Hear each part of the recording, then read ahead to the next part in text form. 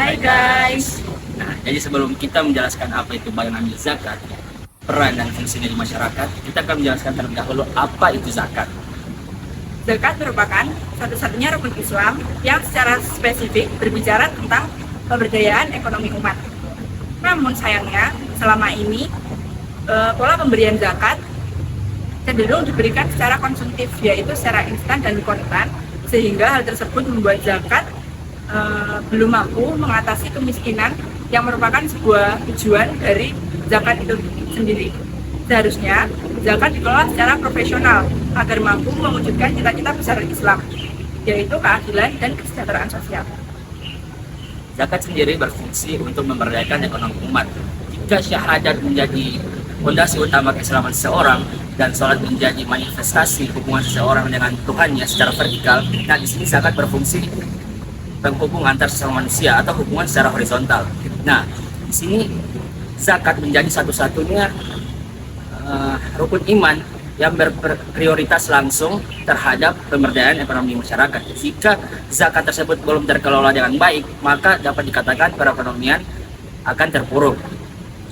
Oleh karena itu, karena pentingnya zakat tersebut, maka dibutuhkan badan atau organisasi yang mengurus zakat tersebut. Contohnya seperti Lembaga Amil Zakat LAZ atau Basnas, Badan Amil Zakat Nasional, yang berfungsi untuk mendistribusikan atau menyalurkan dana-dana tersebut kepada orang-orang yang membutuhkan, seperti baik berupa pakaian, makanan, maupun minuman, dan yang lainnya. Selanjutnya, kita akan menjelaskan apa itu lembaga zakat.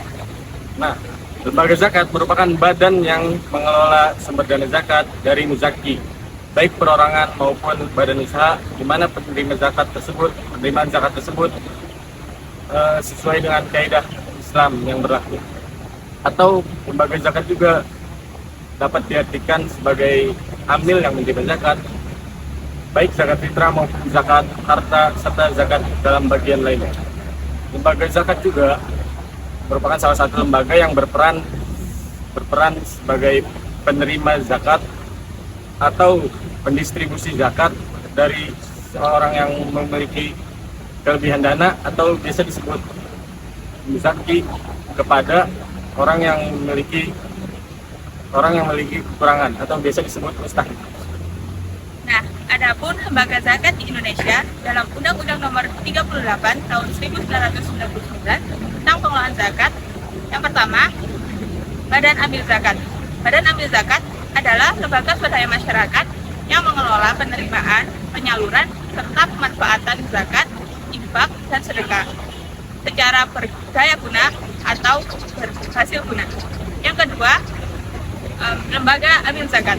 Lembaga Amil Zakat adalah institusi pengelolaan zakat yang sepenuhnya dibentuk oleh masyarakat yang mana bergerak di bidang dakwah, pendidikan, serta kemasyarakatan umat Islam yang mana dilindungi oleh pemerintah.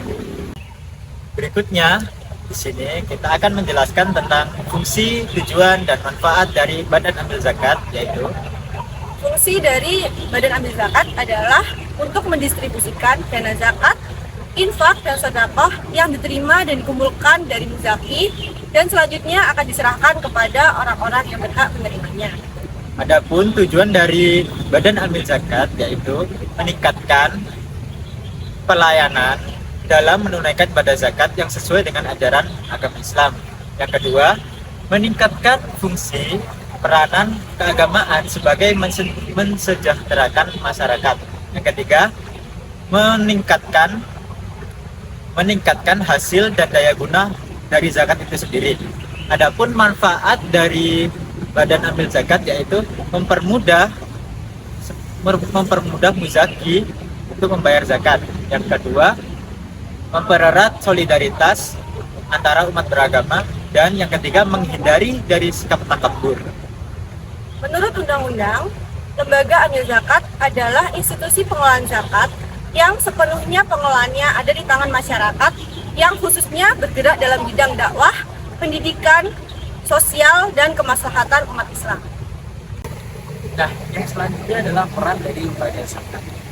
Zakat adalah bagian integral dalam sistem ekonomi Islam yang didasarkan pada ajaran agama Islam dan bertujuan untuk meningkatkan kesejahteraan umat, persaudaraan universal, dan distribusi peradilan yang adil.